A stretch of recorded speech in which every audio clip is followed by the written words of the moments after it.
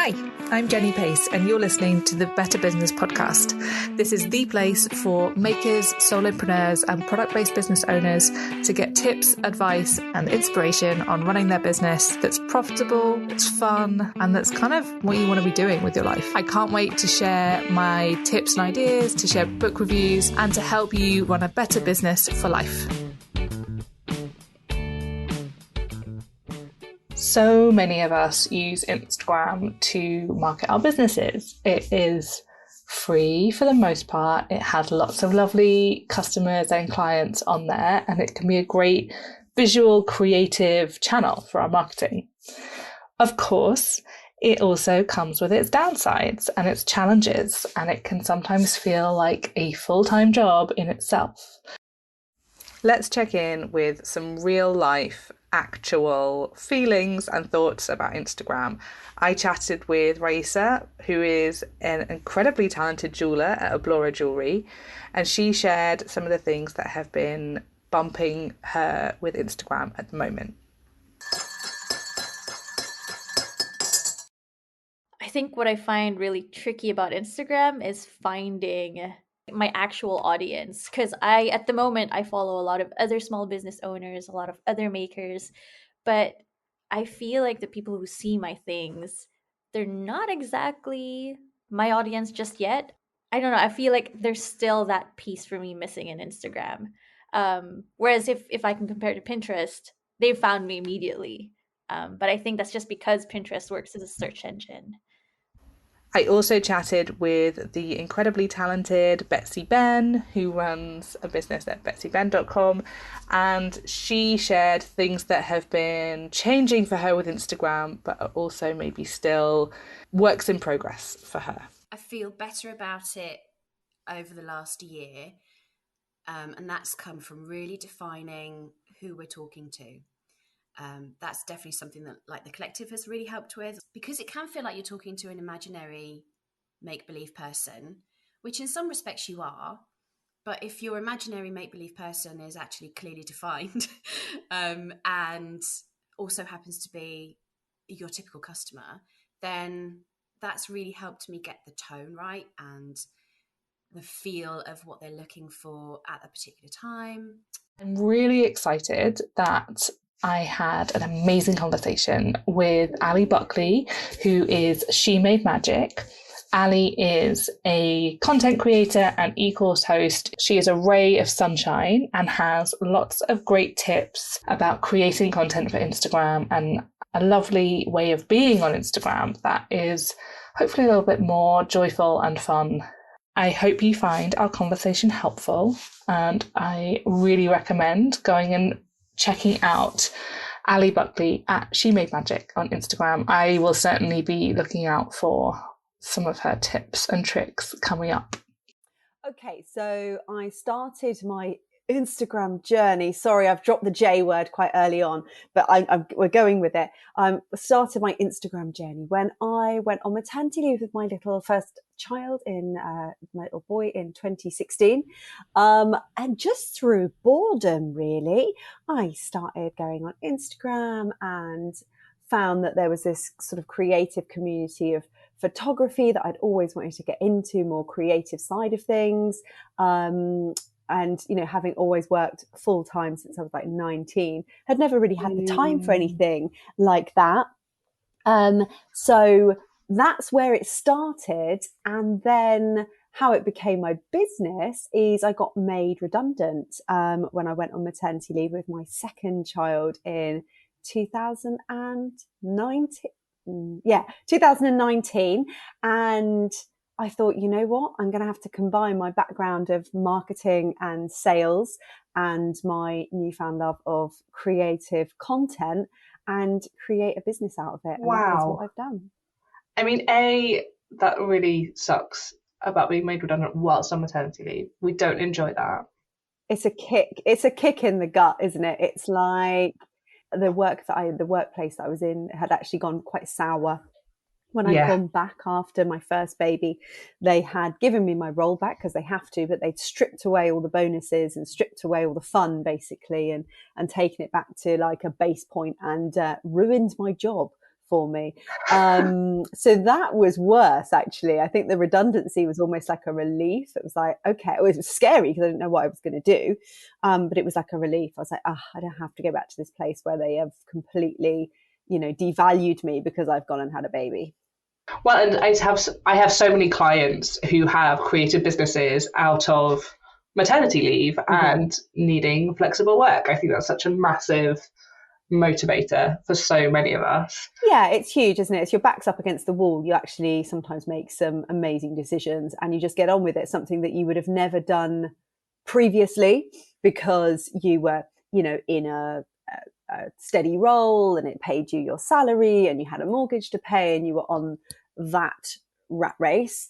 But when you're taken away from it and someone pulls the rug from underneath your feet, you're like, okay, well, I've got to do something else. And that is how I ended up creating my job title is very multifaceted. I do about sort of 5 different jobs within my, I'm calling myself a creative entrepreneur at the moment, but within that, there's many things that I do.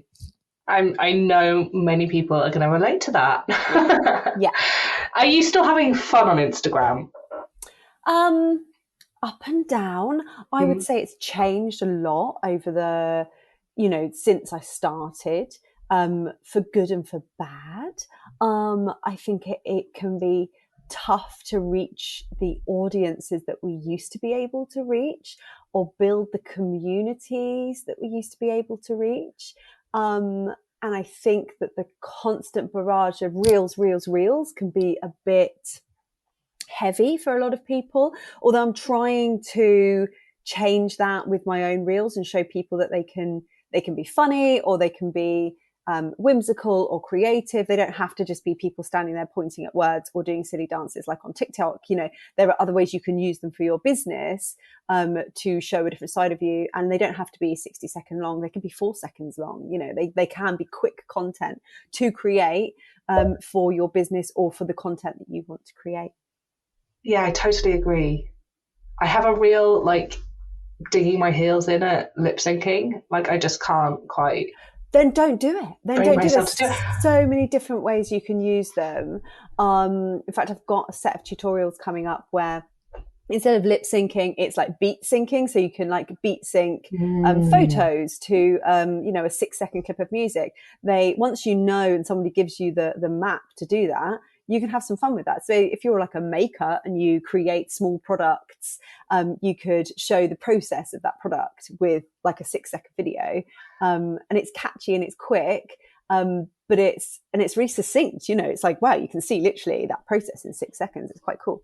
I was literally trying to Google what you have just described last week because I was like, I need someone to tell me how long. I just need them. Yeah, yes. I need the recipe. Yes, I've got lots of them coming up. It's part of my content strategy going forward because I saw the need for it because people sort of ask me, oh, how did you do that one? I'm like, okay. And then I send them how many seconds or 0.2 of a second, 10 images, 0.2 of a second, etc. So I've realized that there is a need for that. And I think that content can be useful if you're just doing Instagram for fun. I have a lot, obviously I'm part of a huge mum community. So if it's just that you're sharing photos of your children, it's not to do with business, then it can be a fun way of doing that.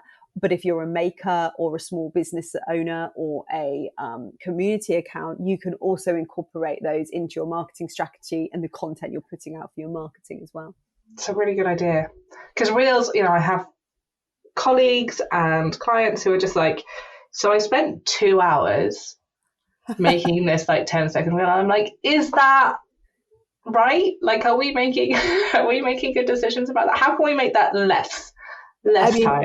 I started batching my reels, so nice. I'm trying to aim. Mr. Masuri, the head of Instagram, has said, 5 to 7 reels a week is still quite a lot. So if you aim for 3 to 5 reels a week, I think that would be beneficial if you want to add that into your content.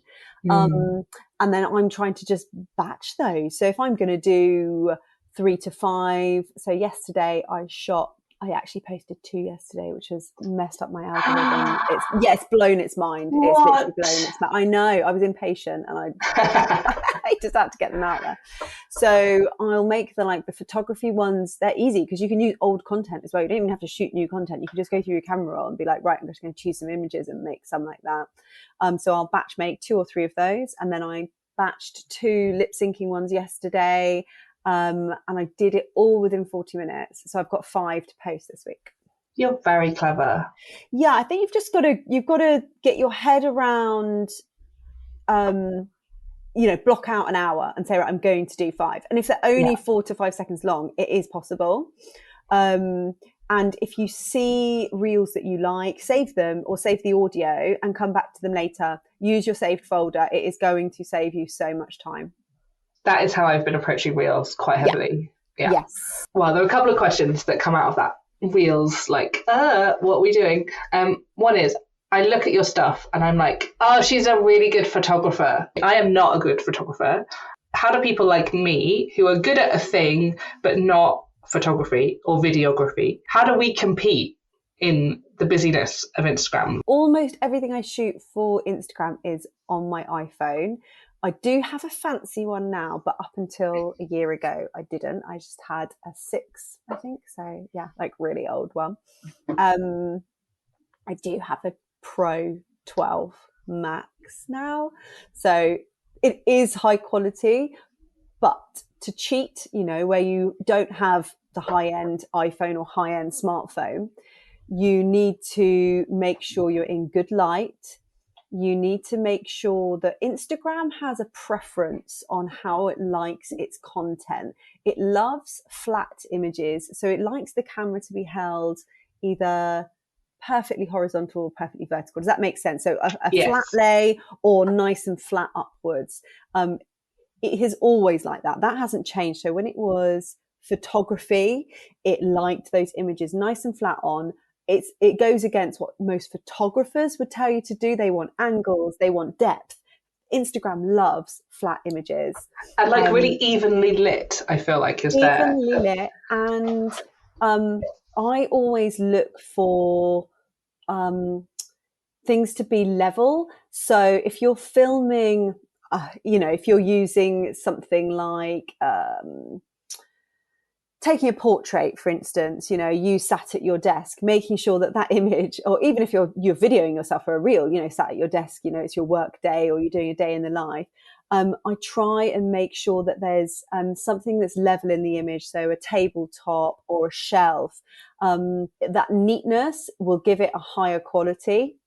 And then if it's a little bit wonky or, badly lit, it's those little tricks that will make the content look higher quality. And it also, I believe, this is me theorizing, but the algorithm can read what the image is if it's clearer. Mm-hmm. So the algorithm is literally reading what that image is. Woman sat at desk or man making cake, it's reading what it is so that it knows where to place your content.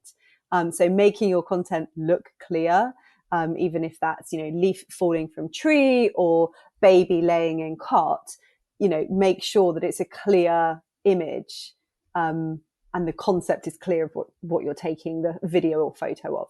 Okay, so how do we balance trying to play the algorithm, which feels like it changes? Obviously it changes and evolves all the time, mm-hmm. but doing that kind of algorithm pleasing stuff with creative process?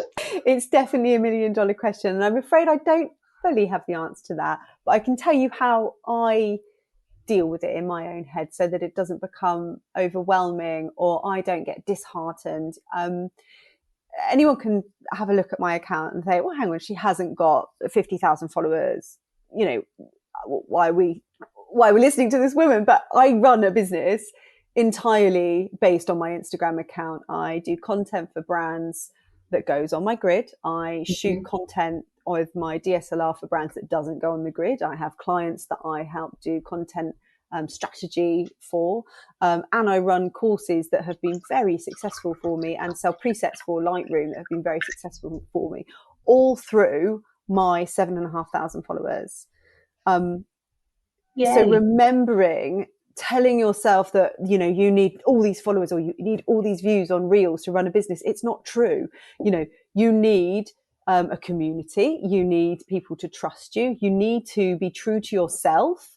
So as long as what you're creating, you feel is true to yourself and your brand, I think that is the most important thing.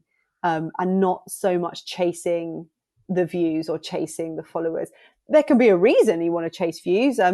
They've just started to monetize views at Instagram. So if you get like 1 million views collectively on your reels over a month, they have started paying creators. So they might pay you like $1,000. But unless your business model is to literally be paid by Instagram, the views on your reels aren't that important, as long as they represent your brand and represent what you need, your message you're needing to tell the people who already engage with you. It doesn't really matter about the views. And the same goes for followers as well. Yeah. I mean, it would be nice if they could just pay us all for creating content. That would be really fun. Yeah, I mean, they're competing with TikTok. So TikTok have had this for a long, like since really early on. Yeah. So TikTok, that's how TikTokers get paid. Same as sort of with YouTube, you know, you get paid for your views on YouTube, or you get paid for how many times somebody's viewed your video. And then of course you can put the adverts on the YouTube videos, etc.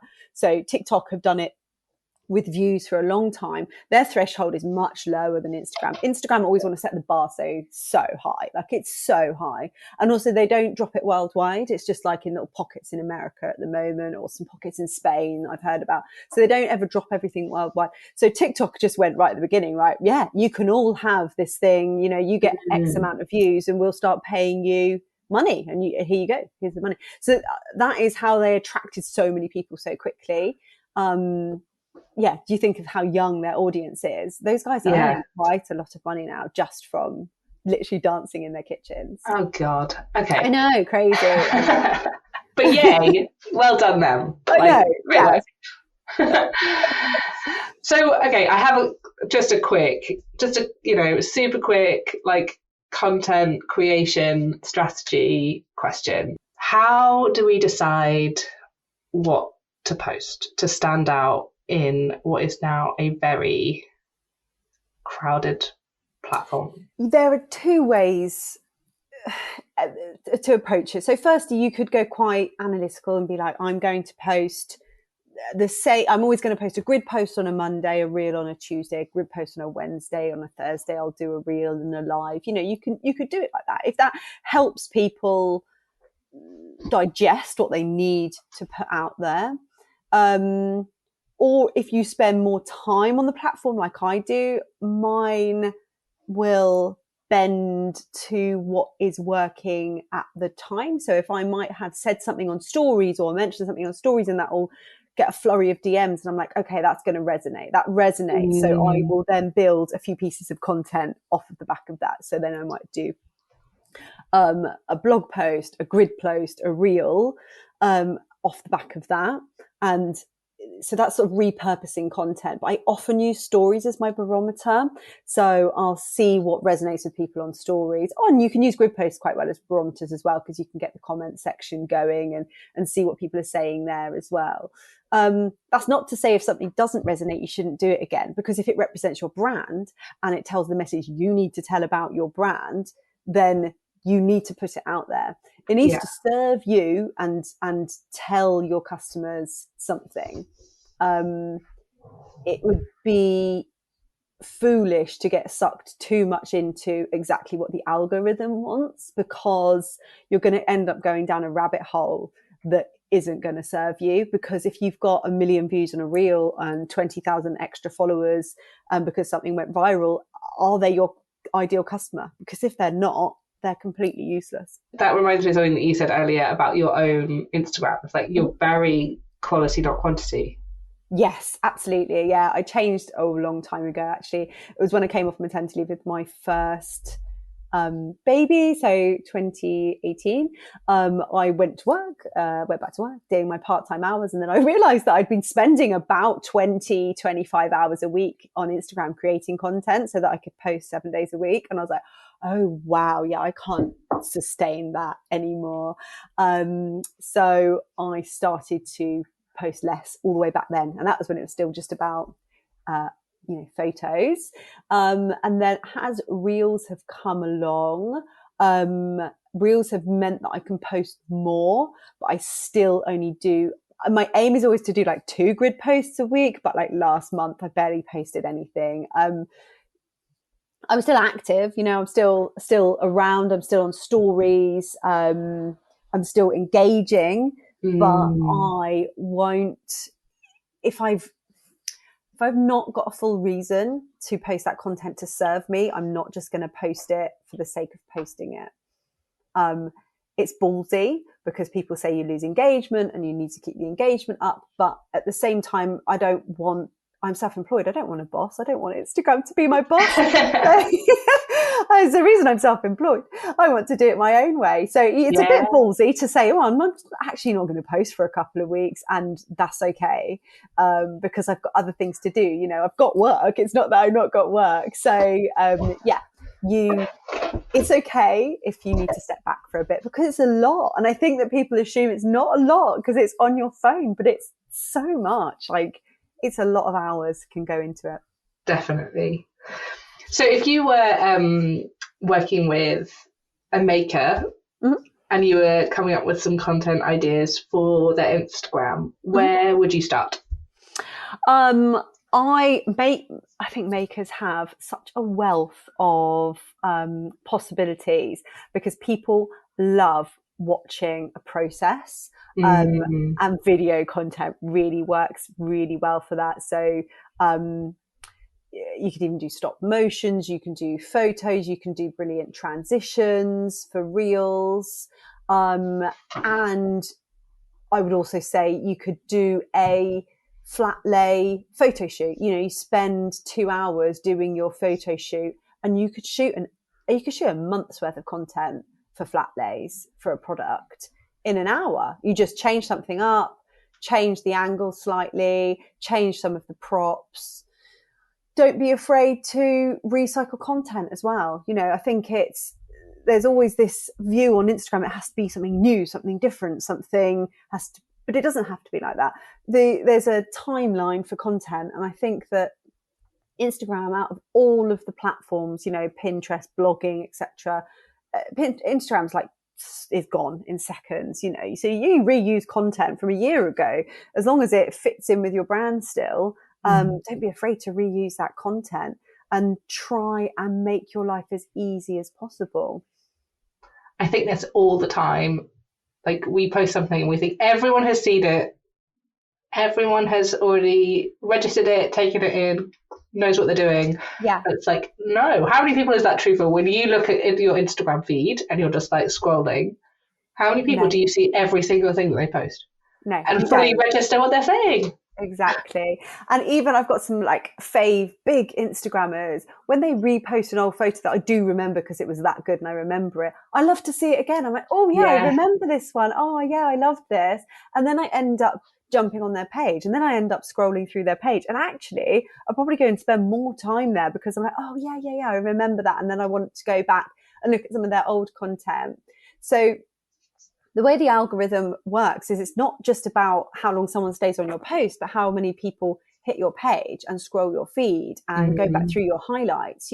There is so much more than just the scroll, and, sending people to your page and to your highlights and to your stories and keeping people within the app. That's what Instagram wants you to do. So when you start saying, link in bio and go to my website, then the rumor is that Instagram might penalize you slightly. That's hearsay. They haven't confirmed that. But they do say we like you to stay in the app. So I would read between the lines to say they want you within the app. That's why they've set up all the shopping, etc. So you can literally do everything without leaving Instagram. It's like, from their point of view, it totally makes sense. My highlights are a mess right now, and I haven't really updated them for ages. Yeah, I would say mine actually need updating, and there's some tricks if you want to reorder them as well. You can always, do you know the trick of just adding in a new story and then deleting it, and then it will reorder them for you? I didn't know that about deleting it. Yeah, just add in one of your latest stories and then delete it from the highlights, but the highlights will then stay at the front, so you can have them in the order that you want. It takes sort of 5-10 minutes to do. It's just sort of blocking it out and going, right, I'm going to spend that 10 to 15 minutes doing highlights now and making sure. And also your bio, not enough people have their bio. They need to, I think they need to be reviewed. I review my clients' bio every 8 weeks. Ooh. People will forget about it. You write it once and you go, oh yeah, because you don't even go on your own page, do you? You don't sit on your own page and look at it. Only when I'm staring at insights do I do that. Only when I'm like, how many people have looked at this reel? Looking at your insights, looking for the answers. Yeah. Do you find that you have followers that you know? Like you're like, oh yeah, there's Lisa. Oh Is yeah. she? Yeah. Yeah, absolutely. Yeah. I've got DMs of people who will never use my services, will never buy anything that I create. They'll never need me for content strategy. They'll never buy one of my courses, but they're my IG friends because our kids are the same age and we've always chatted. And then I have people who bless them, buy everything that I've created and love everything that I've created and are my absolute supporters. Love them guys. And then I have people who are businesses and they come to me for the content strategy ideas. They come to me for, my marketing background and my Instagram knowledge background. That's where they converge. And I, so then I have strategy clients as well. Yeah, that's a really nice mix, actually. Yeah, I enjoy it. I think if I had to do one of those things solely, I might get bored. I do like having like an array of things. I've always worked in small businesses and always had quite a multifaceted roles in those small businesses. So sales and marketing manager, but it's a small business, so you muck in and do a bit of everything, So I think that's probably how I ended up with so many different sort of strings on the bow. Yeah. I do really love the courses, and next year I can't wait to have a little bit more time to build more courses, because there is something so lovely about writing courses, imparting that knowledge, having that community of people. It's really exciting. And I really love creating for big brands. I mean, I've got to work with like Tesco and Adobe, Marks and Spencer's, Jules, I love creating for those big brands. So more of that work would be brilliant as well. Yeah. That really resonates, that thing about, being in a small business and mucking in and really getting a varied workload. Yes. Has that changed at all? Like, so for me, I found that although I love a varied workday, now that I only have 3 a week, they're not as varied as I wish they could be, because there's no time. It's a funny thing because mine ebbs and flows and changes so much. Some months, or for 6 months, I'll do a lot of brand work, and then I'll be like, right, that's quieting down. I'm going to start writing courses, and then I'll do a course, and it's like the universe just sort of like ebbs and flows with it. It's like it happens around me. And sometimes it's not strategic. It's like not a choice. I know some people live in a need to know what they're going to be doing over, a 3-month period, and they'll have a plan for their mind doesn't quite go that way. And also in the last 2 years, we've had a pandemic. I've had morning sickness, and then I had another baby. So everything sort of had to work around those huge life events as well. But that's the brilliant thing about being self-employed. You can adapt it. You can make it work for you. I think I was bored last year. That was the first time I got really bored doing it. But I think that was on genuinely, and that's like, I probably haven't even said that on Instagram before. That was the first time I got like, oh, this is getting a bit of a grind. But it was the morning. I also had this morning sickness, and it was the end. It was, it was that second lockdown. It was this time last year, and it was everything was bordering, wasn't it? Everything was just hard, and like everything felt like treacle. And I feel like I'm out of that slump. And I've actually got so many ideas, and I wish I had more time to fully commit to them. But, I'm a mum, and that is also, my main job as well. So definitely my experience too. There's something about kind of my brain being half engaged in an activity with my daughter when I get this whoosh of like ideas. Yes. Or laying with them at night while they're Yes. going to sleep, and your brain is starting to calm down, and then you get those ideas. Yeah. So you had a baby In June. in June. Wow. Yeah. Baby number 3 he's my dreamboat. He's currently asleep. He's a very, very lovely little dreamboat. And child 1, the eldest, is now at school. So he started in September. So I'm now a school run mum as well, which is like a whole new level of crazy.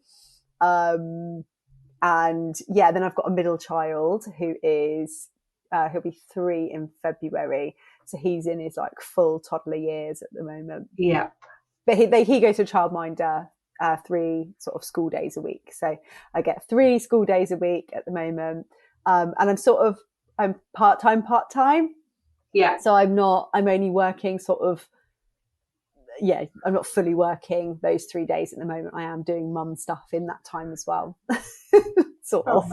Yeah, sort of getting through. I mean, amazing. What I love, you seem really in tune with trusting, like, now there's time to do this thing. You know, this project has wound down, so I'm going to just move on and do this different thing without overthinking it. Do you overthink stuff? Sometimes. Definitely. I project into the future sometimes and think, oh my God, this isn't sustainable. Oh my God, I'm not going to be able to do this. Oh my God, you get those sort of moments. But I will go with the flow. I think you have to, especially if you've got kids, because one will get ill. Like I've had one be ill this week, and that sort of adapted my week. And yeah, you've got to learn to go with the flow for sure. And then when it comes to what I do on Instagram, I have to see if there's a trend and adapt to that trend. When I started my courses, I first did one for creative photography, and I really want to update that one. But the one that really resonated with people was Instagram stories. So it was before Reels, and it was lockdown, and everyone was on their phones and everyone was doing their Instagram stories. And I was like, there's a gap in the market here, and I created a course during lockdown. I think I wrote it during April, and I launched it in May. And I wrote it in the kitchen looking after the kids, because my husband didn't have any furloughs. He was working full time from the top of the stairs, sitting at a makeshift desk, and I was like, but I had no choice, I had to do it. So you do it. And it was the most successful course, and it still is one of my most successful courses. And yeah, but you have those genius moments. You just got to go for it. You got to go for it. It really resonates for me. That is very similar to the vibes that were going on here. So my daughter is maybe 5 months younger than your middle, and so there was definitely, in that lockdown time, I was just coming out of maternity leave. Yeah. And I was just like, oh, we've got to change everything. Like, okay, I understand. Let's do this thing. And yeah, that kind of sat at the kitchen table and going, blah, blah, blah, here's this thing that's coming out my brain. It's this pressure. And I think sometimes when you're under that little bit of pressure, you do produce your best work, and you do have those moments of genius or that extra drive. And when you can see that will serve you in the future, even though you have the hard times when your children are ill and you're like, oh my God, I'm running my own business and I have to do 2 things fully committed. I have to look after my, sick child, and I have to commit to my business. I haven't got a salary at the end of this month unless I work. Those are the hard times, but there's the good times too, where I work in the evenings, I work on the sofa, I work on my phone, I work on a Sunday, and so I can clear my diary on a Monday and go and do my Christmas shopping completely child free, or, there's the good times too. And that, that's why we do it, isn't it? That's why I chose to do it, and why like hundreds and hundreds and hundreds of women choose to go self-employed every year. Totally. Okay, so you talked about maybe doing some more courses next year. Is there anything else in your business, maybe a bit of behind the scenes, that is tricky that you're trying to overcome, or is something that you're maybe excited about? Like, what? Tell us a bit about where you're at with your business. I'd like to up my photography. I have a DSLR camera and I use it I shoot content for a client. I shoot all their content for them. And I'd just like to get better at using it. A lot of what I do is on my phone, and that's awesome too. The way iPhones are going, you're going to be able to shoot a feature-length movie on one soon. So being better at video would be another thing that I'm going to try and up my game with, and coming up with some like quirky, creative things you can do with your phone that isn't pointing at words, so that I can then give tutorials to people so that they've got an extra thing that they can do, so they don't just have to, lip sync and point at words. I mean, I like a lip sync, but I quite like doing it. Lots of people don't like doing it. So I just feel like I'm like 13 in my bathroom. I get it. I totally get it. And I think it comes across when people don't like doing it. Like, you can tell, like in their head, you can see in their eyes that they're not enjoying it. Ali, I love doing it in my house by myself when no one can see me. Maybe my sister is there. Like, I did shoot about 3 or 4 reels after a couple of glasses of wine, lip sync reels after a couple of glasses of wine. That is more fun, I'm going to tell you. Okay, good to know. Good to know. You won't be able to work out which ones they are on my feed. You won't know. They're good. They're good. I'm obviously going to go and watch all of them now. I don't think they all got posted. To be Amazing. So yes, video. Just upping my game with the quality of that side of the content, because that also attracts brands. So I changed my content like 18 months, 2 years ago, around lockdown-y times. At that time, I was like, I need to wheedle out a lot of what I do. It was towards the end of lockdown. This time last year, I was like, right, I'm just going to post content that serves me. So the content has to either signpost to one of my courses, so a creative photo, and that would signpost to my course, because then people would be like, okay, that's a lovely photo. I want to know how to do that. Or the photos have to attract a brand. So it's a lifestyle shot. I know that brands want lifestyle shots, or it's a family shot, and I know that brands want that, or it's that's why I condensed my content that way. So I'd like to do that again and just make it even more attractive to brands, or make it serve my courses perfectly. So it's all about just upping your game with visual content all the time. Refining really sounds like it's the thing, right? Like it's... Yes, yeah. And it has to, it's not just about, I'm going to do this photo because it's a trend. I'm going to do that video because it's a trend.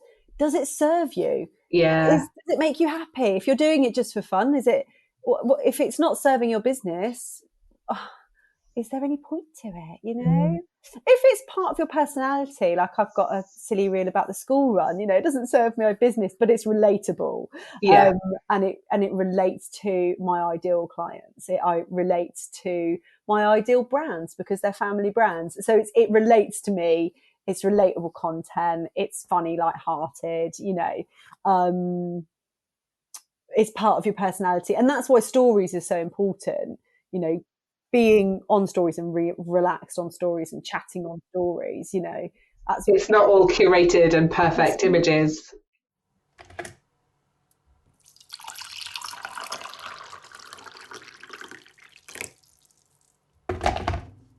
Ali, right now I have my green For Life teapot, stump pot they're called, and it's full of French Earl Grey, which is just a bit fruitier than normal Earl Grey. Nice. Tell me about your tea preferences, please. Okay, so I'm gonna go for your standard cup of tea. I like it brewed for a long time and then quite a bit of milk. So not strong, but like quite a bit of milk in something that's been brewed for a long time. But if we were going speciality, I'm going to go oolong. I mean, oolong. Oh, it's so good. I find it really Moorish. And yeah, I'd say oolong in a glass teapot. Oh, my favorite. I feel like I'm scared of using a glass teapot in case I break it. I'm going to tell you the truth. Mine's been in the cupboard since 2016 when my children were born, because I'm so scared that it will get broken. But at some point, I can whip it back out again when they've stopped being balls in. I like that I feel like there are so many things in my life. It's like, I like knowing it's there. Like, yeah, it's not. I'm not throwing it away. It was a gift. It's I love beautiful. it. But yeah, with my children around, absolutely not. And my husband, he's clumsy too. I feel like I'm the clumsiest person in the house, so it's all on me, really. But yeah. Well, thank you. Thank you so much for sharing wisdom. I feel uplifted and so much readier for the day ahead than I did an hour ago. So thank you so much. No problems. It's been a pleasure talking with you, Jenny. Thank you very much. Thank you so much for listening to this episode of the Better Business Podcast. I would love it if you could subscribe so that you don't miss any of the new episodes coming out. And of course, share with any creative business owners. I'll see you really soon. Take care. Bye.